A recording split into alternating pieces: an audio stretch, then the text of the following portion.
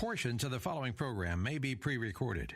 The following program is sponsored by Max Out Savings Advisors. The views expressed during the broadcast are solely for entertainment purposes and do not necessarily express the views of KNTH, its management, Max Out Savings Advisors, or its sponsors. Max Out Savings Advisors and members of the Max Out Savings team may or may not hold securities mentioned during the show. Plan for your prosperity, prepare for your retirement, safeguard your savings, and nurture your investments. This is the Max Out Savings Show with Ted Gioka, a presentation of Max Out Savings Advisors.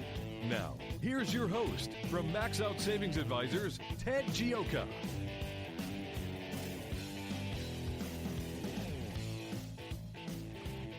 Welcome to the Max Out Savings Show. I'm Ted Gioka, and we're talking savings investments in your retirement here on the show. Our show is all about building up wealth, understanding the world today, and managing through retirement. Our motto and our philosophy is to save aggressively and invest conservatively. Save aggressively, invest conservatively. That's the key to building up wealth over the long term. We always like to really start the show with that because it's just everything rests on that foundation. You put away as much money as you can in your 401k plan, your 403b plans, and then you conservatively invest it for the long term. If you look out over retirement, you've got about a 50% chance that one of y'all live to be, if the husband or wife, one of y'all live to be 90 years old. It's over 50%.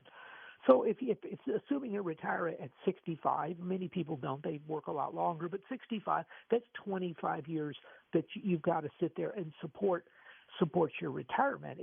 If you look at certain times through history, we've gone through a Great Depression and a World War in 25 years.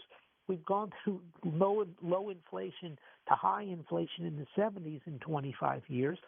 We've gone through stock market booms. We've gone through great financial crises, all within 25 years. And so that's an enormous burden to sit there and manage through. And so you need professional help on that.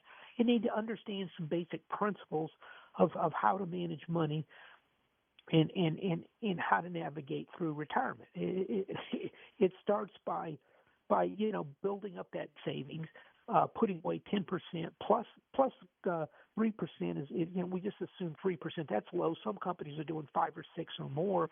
But 10%, that gets you to 13. The numbers are about 13.5%. Somewhere in there is what you need for retirement.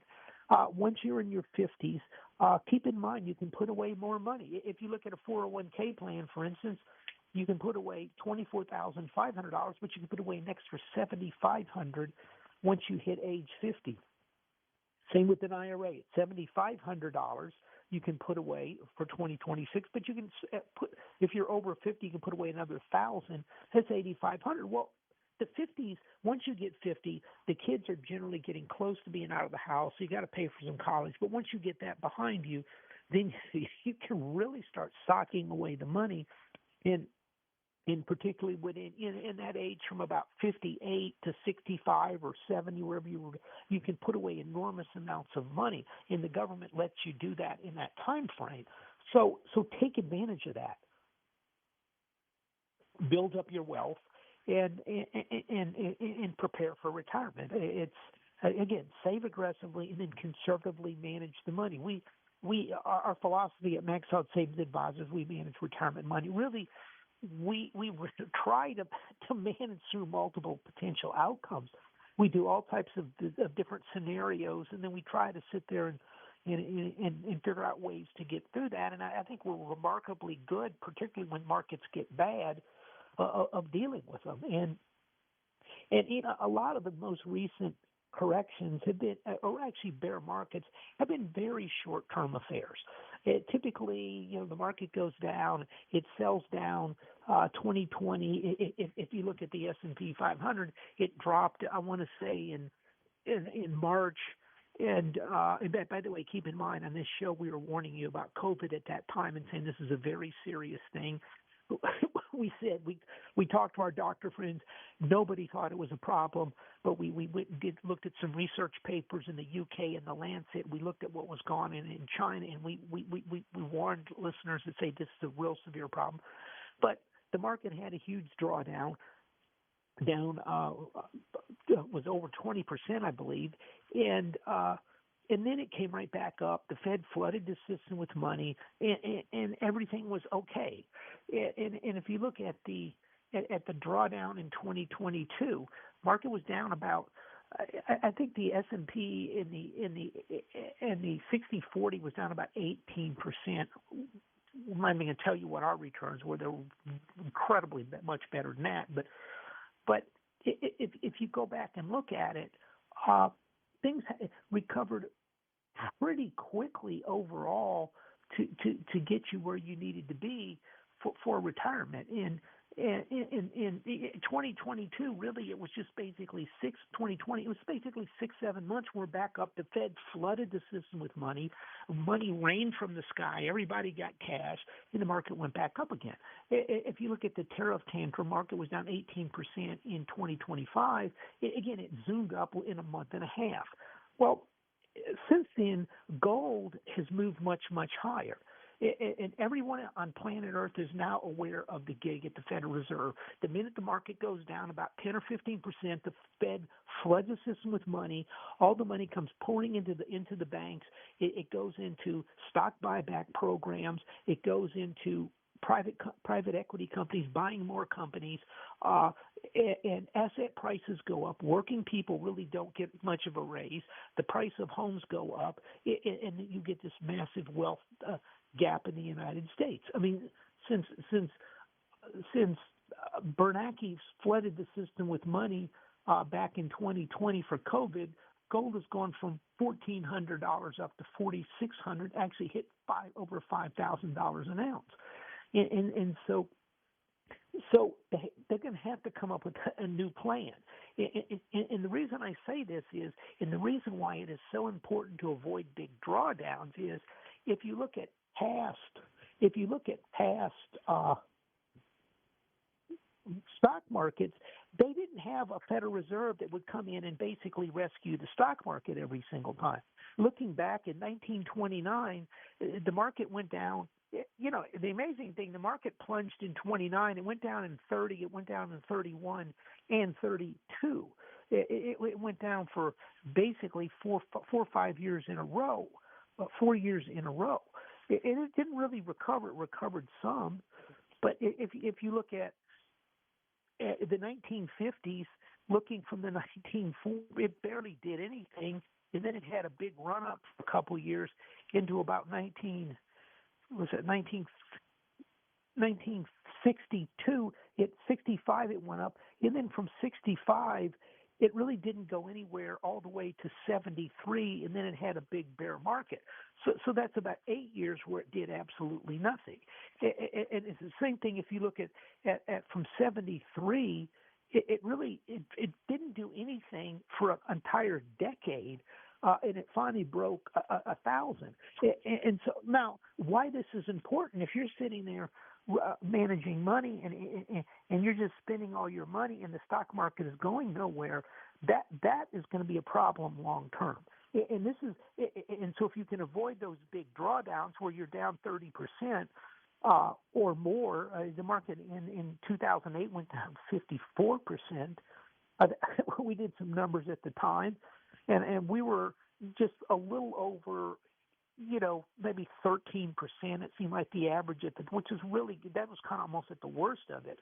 And some did a little worse, some did better, but you can avoid these problems because the next time, this next rundown in the market, when we have a next bear market, there's not going to be a magical Federal Reserve fairy sprinkling money all over planet Earth to boost up stock prices. And so there might be, if that happens, you're going to see a hyperinflation. It's going to be it. But so it's important to manage risk in bad times, and this has been very much misunderstood because of the Federal Reserve.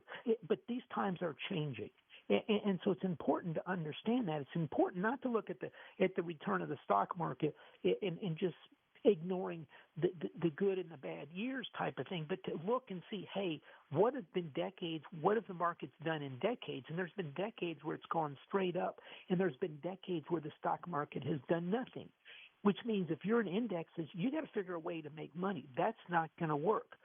If you look at the 70s, looking at the stock market, just to flip some up, this is actually a client presentation from at least 20 years ago, but I just happened to look at if you look at in 73, if you look at the 70s, the market went nowhere. As a matter of fact, it had a massive, it went from 1,000 down to 550 to 500. It went down nearly 50% in a little over a year. And then it recovered back up, but it didn't really go anywhere the entire time. But if you're in the S&P 500, you got no return virtually for the whole decade of the 70s. However, if you were in oil and gas stocks, if you were in precious metal stocks, you made money. If in the 60s, oil and gas didn't do a whole lot, but the tech sector did well. You had the Nifty 50, you had IBM, you had Xerox, you had what else was there back? And it's hard to go back that far. I wasn't really investing at that time, full disclosure, but it was you had Burroughs. Burroughs was the other, Unisys, those companies. But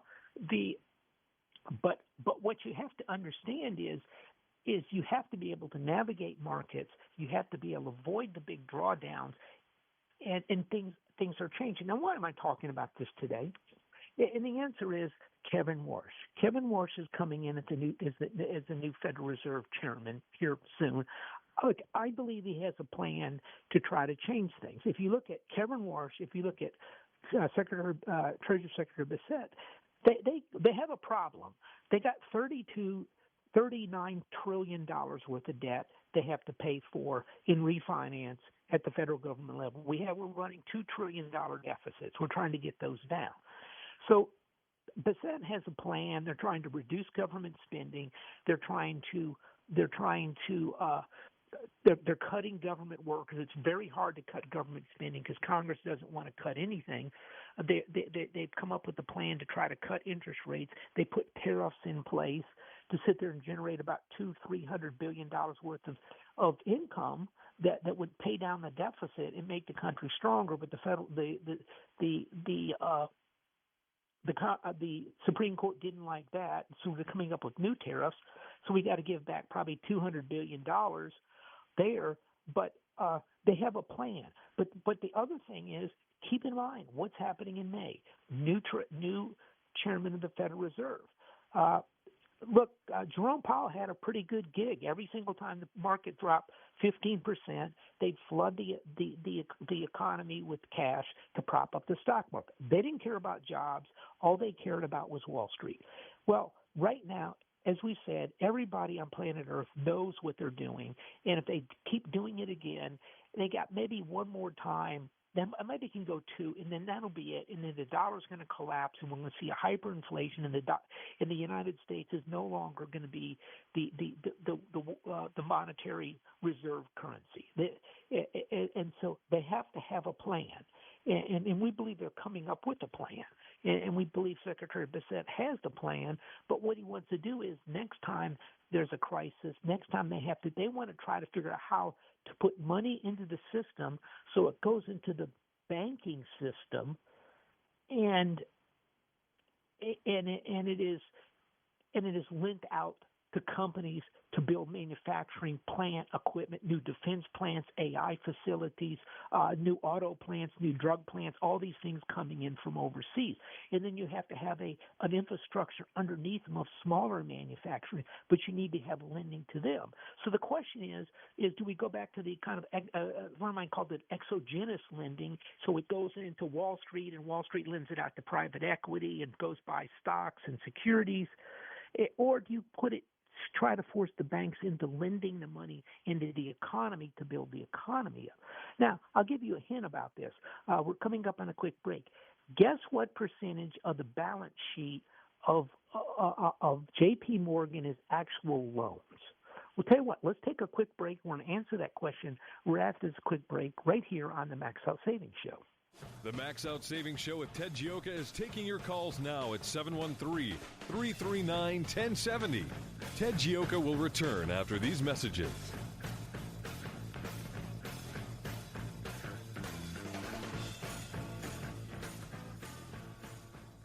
This is Ted Gioka, host of the Max Out Savings Show, one of Houston's most popular financial radio shows, celebrating over a decade on the air in Houston, Texas.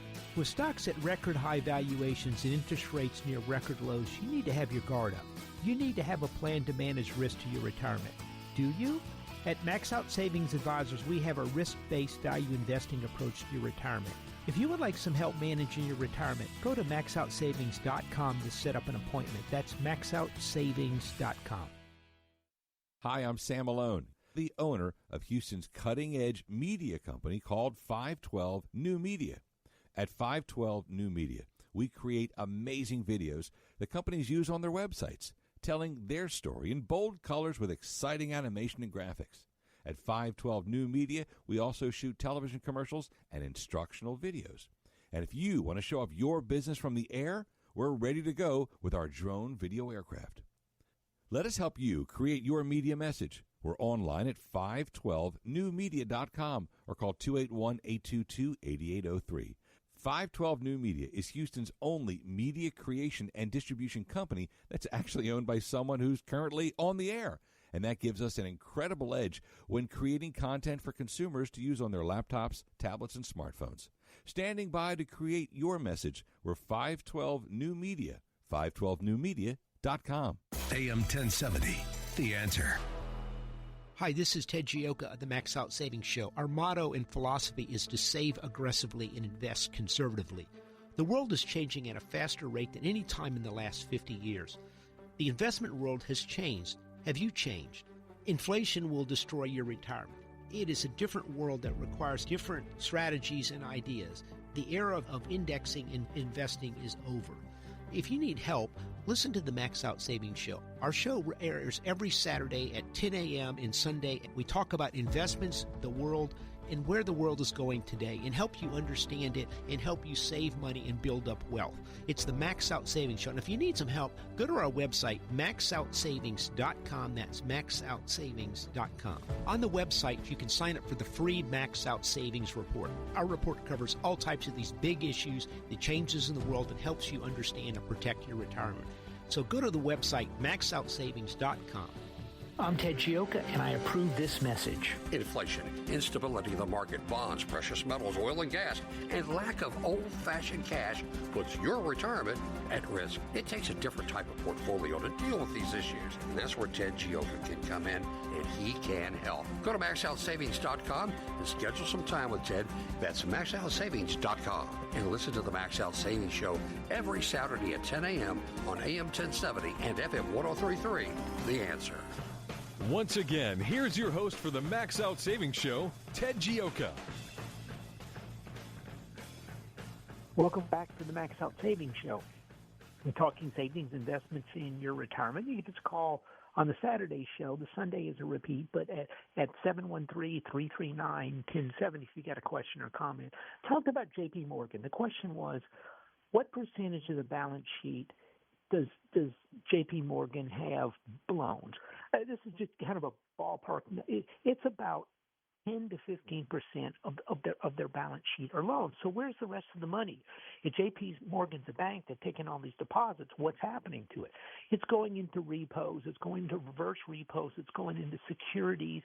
It's going into treasuries, treasury bonds, all those type of things. In many ways, J.P. Morgan is almost somewhat of a hedge fund. And so we don't want the largest bank in the United States and one of the largest in the world. Basically, we don't want them to be a hedge fund. We want them to be lending money. If they're not lending money to companies and businesses, we want them lending money to the federal government. And so I think you're going to see some changes. Some of them, Wells Fargo was a higher one because they've been kept under capital restraint. So Wells Fargo has about 30% of their book. Over 30% is loans.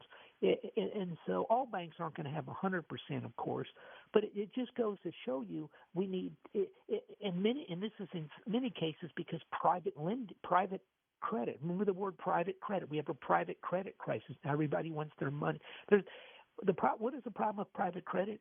It's an old-fashioned run on the bank. Everybody wants their money out of the bank, out of the private credit fund all at once, and the investments are illiquid and they can't get it out. And they were told they had liquidity to some extent, but they really don't. But the private credit people took a lot from the banks. Well, what are we doing in the United States now? What are President Trump's, signature moves to try to stabilize the economy, grow jobs, and increase tax revenue? It's bringing factories back to the United States. Well, that requires business lending. That requires companies hiring workers.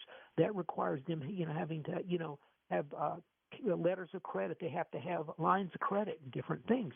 But it's not just as an example, it's not just the factory up in say the data center up in Abilene, Texas, the big data center, but it's the companies they're bringing in the construction people. It's the people bringing in the food to those people. It's the Caterpillar tractors, building the place. It's all these little things that come in. That there's 100 other little businesses. It's a $50 billion build out in Abilene, Texas, but there's hundreds of other businesses feeding into it. But it's all over the country. It's a Samsung factory down in Taylor, Texas. The semiconductor factory. It's everywhere. It's like that. It's a drug manufacturing facilities over in Maryland. It's the new Tesla factory going to build the robots in Fremont, California. It's other little factories, auto companies. All these people. What we're trying to do is we're trying to reshore manufacturing in the United States, rebuild the economy. So there's a lot of exciting things, but we also have to restructure the Federal Reserve. We've had lazy Federal Reserve chairmen basically doing nothing but every time there's the least little crisis, flooding the system with money and acting like a rich parent bailing his kids out, and who were recklessly spending the money, on fancy cars and everything else, and got in financial trouble. But that has to change. And so I think you're going to see some big changes coming out of the Federal Reserve under Kevin Warsh. Right now, he's not saying a word because he's waiting to get in there. But once he gets in there, then we're going to see. But I think one of the hallmarks of what he's doing is they're going to endeavor to really, next time there's a recession or so, they want money going into businesses. They don't want money kiting up asset prices because it's becoming unstable out there in the financial system. Your financial system should not be built on a base of Wall Street financial speculation. That should be at the top of the pyramid, so to speak. Your base should really be built on manufacturing, production, actual productivity growth. And so you're going to see some changes. So that's not going to be as good for the stock market. We think over time. And so this is something we want to continue to watch. I think there's big. Look, we spent a lot of time this week working on that. I've talked to people here in this country. I've talked to people overseas on this issue, experts in the area. And really, I think you're going to see some things happening. I think there's real possibility of if Treasury Secretary Bissett and Kevin Warsh can restore confidence in the United States financial system, in the dollar, there's the ability for the dollar to stabilize. There's the ability for interest rates to fall much lower because, these guys. I mean, our rates are pretty high right now. If you look at the 10-year Treasury, it's kind of breaking out a little bit. It's about 4.38%. I mean, it was 3.9% back at the beginning of March. So rates are going up. But so in the future, not as much money is going to go in the stock market if the Fed can help it. The money is going to go into Treasury bonds and into the economy. Because we got a $39 trillion deficit. So we want that money going to Treasury bonds, and we want that money going to factories to build the economy. and at the same time, if that what that also means is that hopefully when the money goes into the treasuries, interest rates go down and people become more confident. And so I think it could really help bonds. The problem right now is we're looking at inflation. It's kind of hard to cut. I mean, the frustrating thing about the Iran war is Trump had it. He put together an incredibly good plan to restructure the United States, and then we went off on this stupid war in Iran, which, I say it's stupid just because it's causing us a bunch of problems. I mean, we're going to have to do something with the Iranians. I would have done it a little differently, but I didn't get the phone call, but I think they need to be dealt with. But it's kind of, the problem is interest rates are clearly going up. We were listening to the conference calls. We listened to some of the the base conference calls of some of the oil and gas people.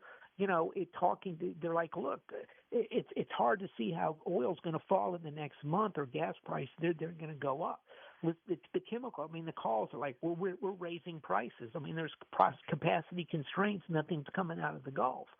And so it's working from oil. From oil, it goes to gasoline and jet fuel and diesel fuel. The cost of transportation goes up. Then it goes, chemicals aren't coming out of there. Some of the base chemicals, there's shortages. So the chemical prices go up. The base chemical prices come. Then the more specialty chemical prices go up. And then those go feed into everything from automobiles to your computer, and the prices of those go up, and so you've got inflation coming through the system now. Whereas before we were sitting there with $2.50 gasoline, 2% inflation, and kind of a path to lower rates. And so I still think that path to lower rates is there, but I think we have to get through this situation right now, and that's kind of the art of the deal. And so this is something we want to kind of continue to watch. But what I want you to understand is there's big changes happening, and stock markets don't go up forever. The U.S. has kind of reached the limit. Everyone's watching us. China's going, look, we can provide. They're trying to figure out a way to provide a global reserve currency. So we've got to look like the adults in the room, and we can't just recklessly start throwing money around all the time, but we have to be more prudent. So they have a plan. We talked on the show last week. One of the most frustrating thing is listening to people go on and on about the war, and it's turning a lot of voters against Trump, and they're not looking. All I hear about is he can't do anything right. He can't.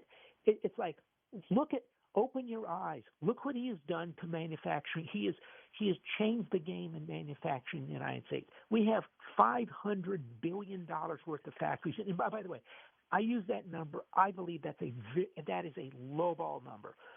$500 billion worth of factories coming back to the United States. There's huge demand for all types of people to build the factories, to staff the factories. It's not just AI. It's defense plants. It's auto plants. It's drug plants. It's critical minerals plants. It's mining. It's manufacturing. This is what we built the United States on for 250 years up. Well, I say that from about 200 really it's been about 225 years, and then the last 20 or 25 years we said, look, we don't need manufacturing. We don't need any of that. We can just have the financial markets and be the dominant financial markets in the world, and we really don't need that. Well, the answer is we do, because what happens is you become the proverbial statue with feet of clay that get they just shatter on you because your industrial base is crumbling. That is changing, and Trump has done that. Trump is rolling back regulation, another part of his plan. Reduce taxes. I mean, look what he's done reducing taxes. No tax on tips, no tax on overtime. These are working people that get that. Special $6,000 credits for people over the age of 65. Other things, that reducing taxes. He's reducing regulation. They put together a group. They're trying to reduce regulation on home building so people can get. They want to build homes. They can build a subdivision. They have to go through 5 years of permitting to get it. Oh, do we have anything, Nikki? A caller? Okay. We'll take the call in just a second. So we're reducing that. We're going to try to, as people become more confident in the U.S., our interest rates are going to go lower. We're putting in tariffs in place. It forces factories back.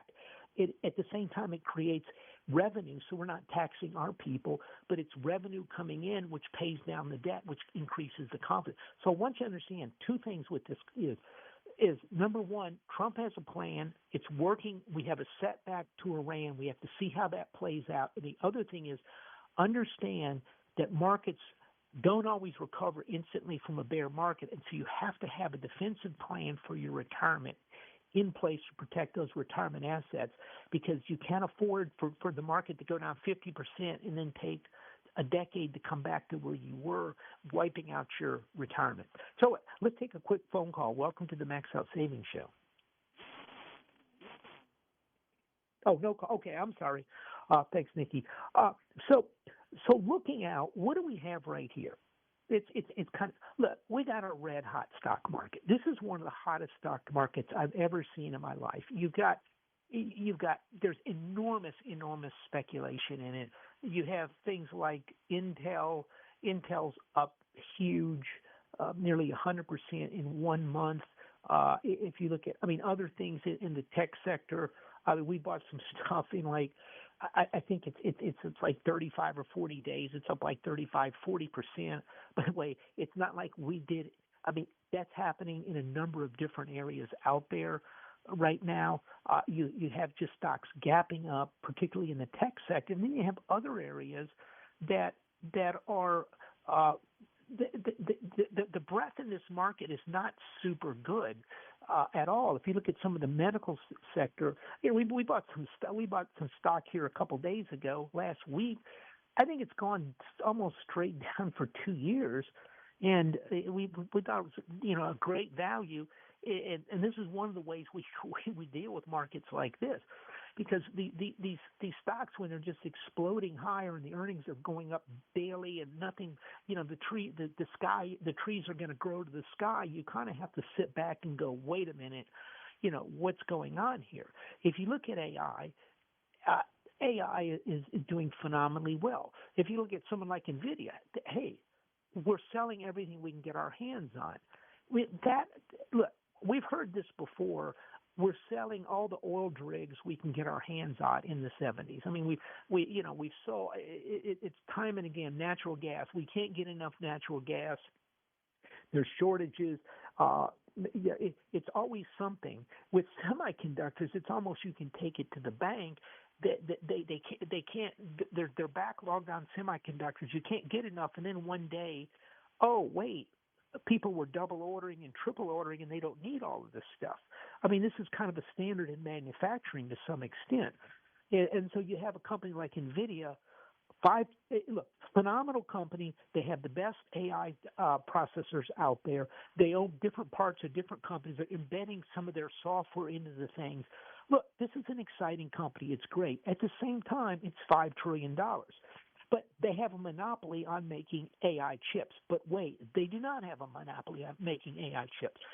AMD's making AI chips, Google's Tensors are making AI chips. Some of them are better, some of them are used. Tesla is working on their AI chips. SpaceX with Tesla's working on their AI chips. There's a number of other people out there. Marvell's doing some stuff that are going to have their own AI chips as well. So there's other makers coming onto the market. So at some point in time, the prices start coming down, and maybe there's not the demand. It's the same thing with memory. Eventually, the memory catches up, or companies come up with more efficient ways to use the memory, and so all of these things get out there and become issues. Another thing, I saw a thing. It was Kevin O'Leary of Shark Tank is working on. He's building an AI facility in Utah. You go, oh, this is great. I think it's on 20,000 acres of land or something like that. Wow, this is fantastic. This is good for Utah. Everything is great. Kevin O'Leary's building things out. He's helping out the economy. But it's going to use 9 gigawatts of power. Now, you go, well, that sounds okay. What's 9 gigawatts of power? So you go, well, as a comparison, I think Utah uses about 3.5 or 4 gigawatts of power. So I think it's 4 gigawatts. So they're using twice as much power as the state of Utah will use. And you start going, wait a minute, what's going on here? And where's that power going to come from? Where's the water going to come from? If you look at the whole West, there's a huge shortage of water, and yet these people are putting in. Phoenix is the same way. In Phoenix, they're putting in all these data centers, use huge amounts of water, and they're telling the populace, look, you can't water your lawn. We have a massive water shortage. And so a lot of this stuff out there is running into problems. There was a study on AI, and they ran some tests on it, and they had it like working chat. It was chat bots and stuff. It was a test, and it was using email. It turned out it was lying. It wasn't completing its task like it was claiming it was. I mean, it was almost like a human being because it gave it rewards for completing tasks where it started cheating. And so this stuff is not completely foolproof. We don't know what is going on. The judge this week in the ChatGPT trial with Elon Musk, or OpenAI versus Elon Musk, the judge finally had to stop Elon Musk. He says, look, don't keep talking about AI could destroy the world, because that was one of his concerns. So we don't know exactly where this is all going. We don't know exactly how profitable it's going to be. Are there going to be winners? Absolutely huge winners. But everybody right now we're in the participation phase in the soccer game, and everybody gets a trophy phase of the stock market with AI. And I think it's red hot. I think it could, this market could go up another 20% in the next 2 months, but it's reaching that very, very frothy stage that becomes increasingly dangerous. And so I think we're going to talk some more about this after this quick break right here on the Max Out Savings Show. If you've got savings and investment questions, Ted Gioka has answers. Call the Max Out Savings Show now at 713-339-1070. We'll be right back.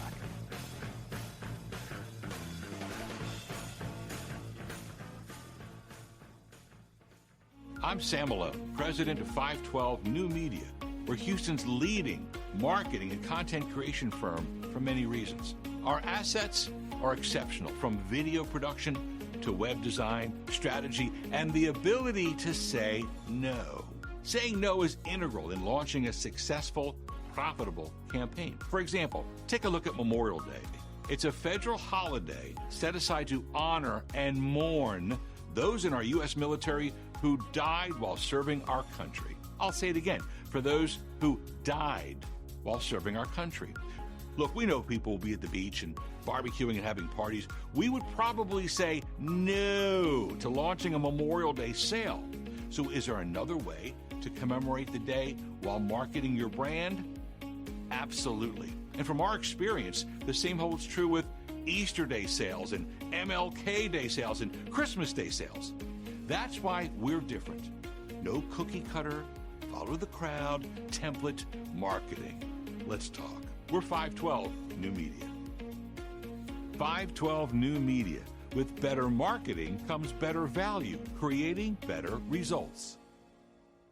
This is the Max Out Savings Minute with Ted Gioka. Ted, a lot of folks like me are in retirement age and beyond. What advice do you have?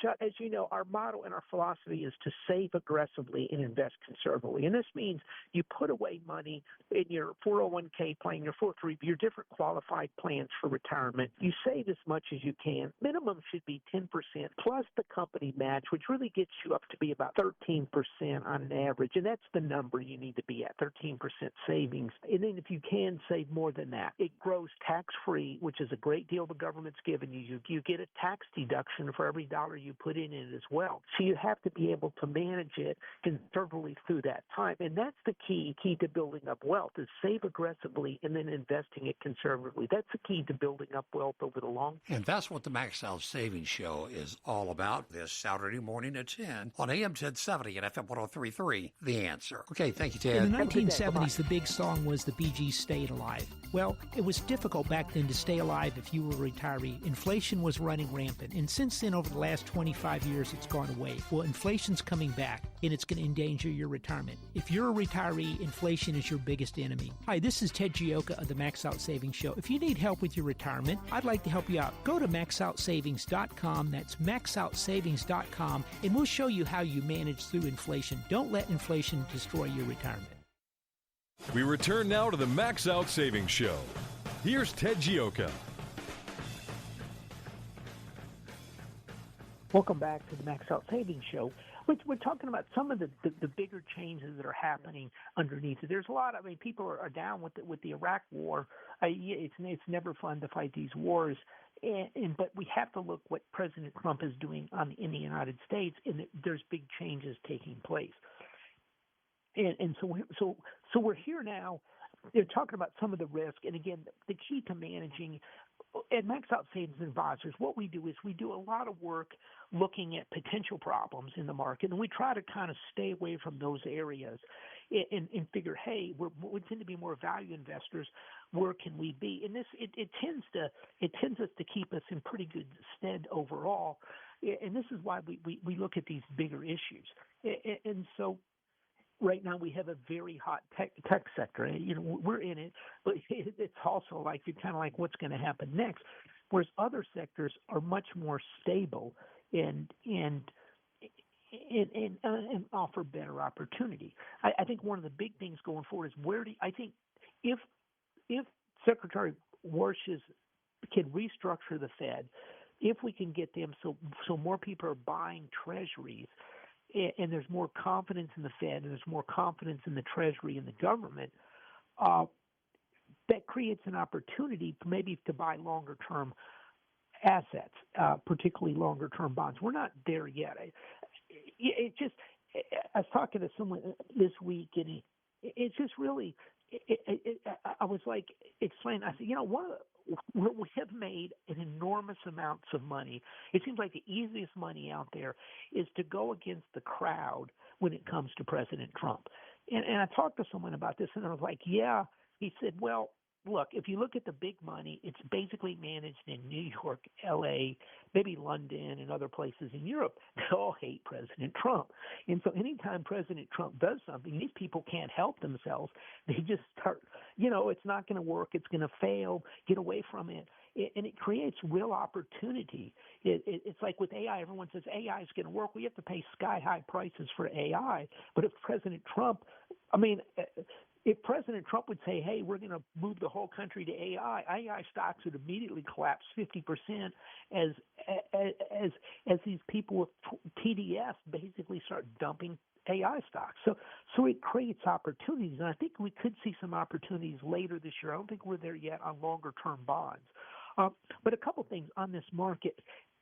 Today, what we're really kind of talking about, some of this very hot market, super hot. It actually, if you look at the S&P, the chart actually did not look good Friday. Again, it really it just goes zooming up and kind of left what's known as a shooting star at the top. You have the market kind of rolling over. Really from a move back in March of April of last year, it was really rolling over, going down, breaking through all support levels, and then it just exploded higher at just an incredible rate, and just gapping up constantly. But where do we go from here? I want to cover a few things. Look, the war with Iran, this is a serious situation. It continues to be very serious. It's are we going to have the Persian Gulf open for transit, or is Iran really going to kind of take over and push Saudi Arabia and everybody aside and be kind of the gatekeeper, and everyone has to kind of go to Iran for permission to move their tankers? I don't see how that works. Are you going to leave? If you leave the nuclear material over there, eventually they're going to get it. And look, maybe they go, we can't build a bomb, but let's just stick the nuclear material on a missile, and we'll just shoot it at Israel and make the place uninhabitable. I mean that. So they cannot let this continue. Like the Iranian stupid stance is like economic. It's basically suicide for Israel in particular, and a slower suicide for the United States. So this is we have oil. We got cut off. We have gasoline, jet fuel, aluminum, 10% of the world's aluminum capacity, a big chunk of the world's fertilizer capacity. This is just not a good situation. That's still out there. Look, we had Brent crude where was Brent crude? It closed at like 110, something like that. It's just it's not real good right now.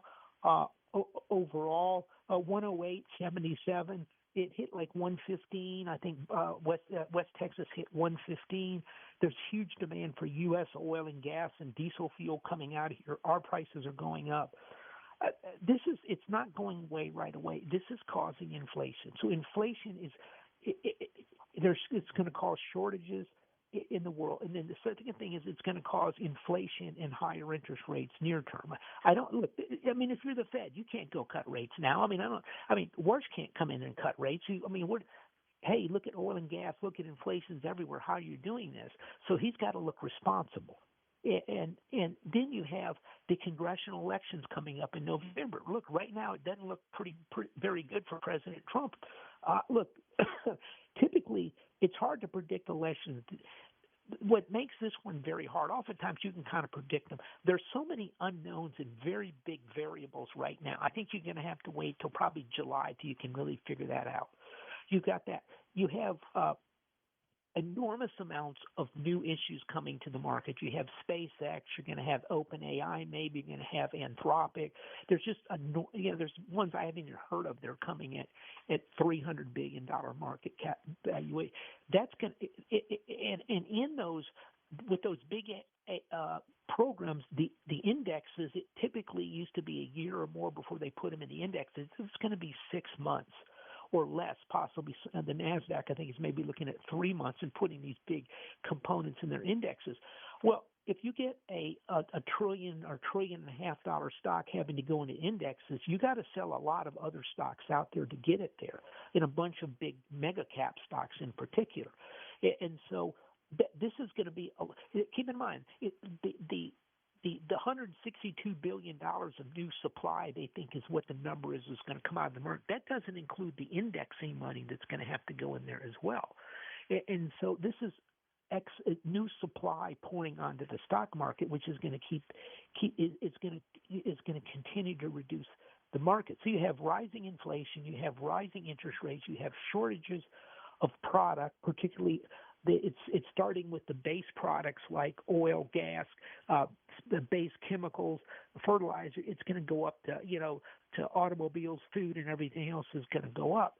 You've got the congressional elections. You have supply coming on the market. That's not the recipe for a breakout to new, bull market rising. That's a recipe for problems. And the other thing is you have a new Fed chairman coming in. Now, I've seen some numbers that the volatility, there tends to be a drawdown event on almost every single new Fed governor within 6 months. Where people forget Alan Greenspan got in there, I believe, of August of '87, and the market crashed in October. And it's just, it's not just him. Almost all of them have some type of issue because they're not sure how the Federal Reserve chairman's going to act. Warsh is under a lot of pressure because the question is, if the market goes down a little bit, does he go back in and flood the system with money, or does he say, hey, we have a new plan to push the money into the banks, which maybe is good for the economy, but maybe not super good for the stock market. And right now, keep in mind, in the investment world, the 60% stock, 40% bonds, with longer-term bonds has been somewhat discredited because bonds have done so badly over time and have not provided the alternative to the stock market in many ways in the past. Remember the decline in 2022, stocks went down big, and so did bonds. Longer-term bonds had one of the worst performances in 100 years during that time frame. And so they need to restore. They want to make sure that not the market goes up, but the bond market holds up and rates start to fall, which gives them an alternative to stocks, which pushes more money into bonds, which stabilizes the $39 trillion worth of debt. So it's a much more complicated system than it's been in the past. So that's why you want to have that management plan in place, that risk management plan in place in this type of market. So I think we'll see what happens. I think there's a lot of interesting things out there. One of the things we're watching is gold going to go down to maybe 30, under 4,000. That's possible. Do the Treasury Secretary and the Fed want to kind of downplay gold and want to continue to push? Same with crypto, by the way. Push people into bonds to fund the deficit. And I think this is going to be, how do you fund a $39 trillion deficit?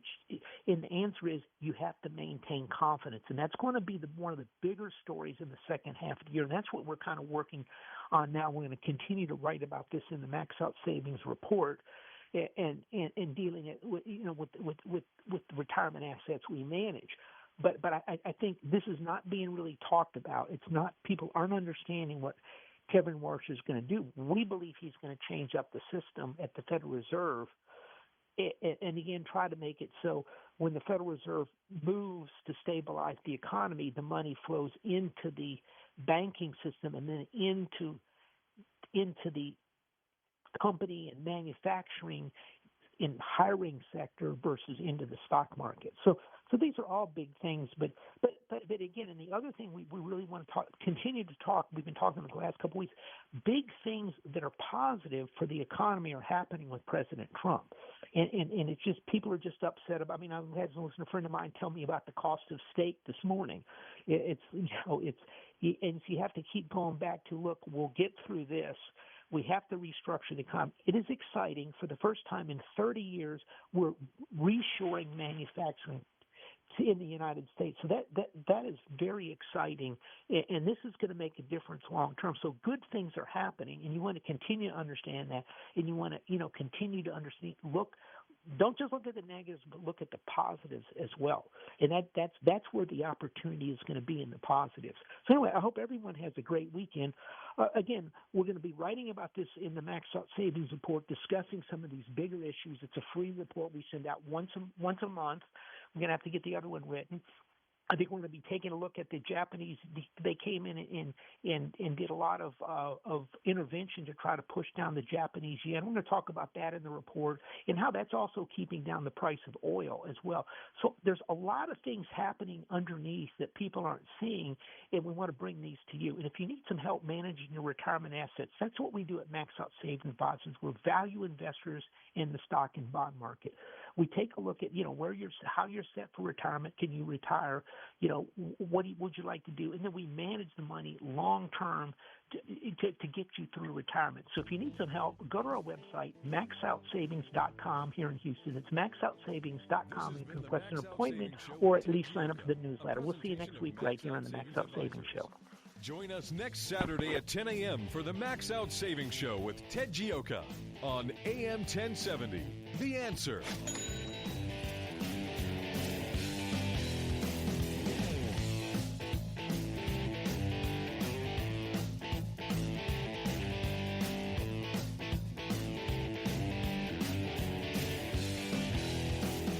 AM 1070. The Answer.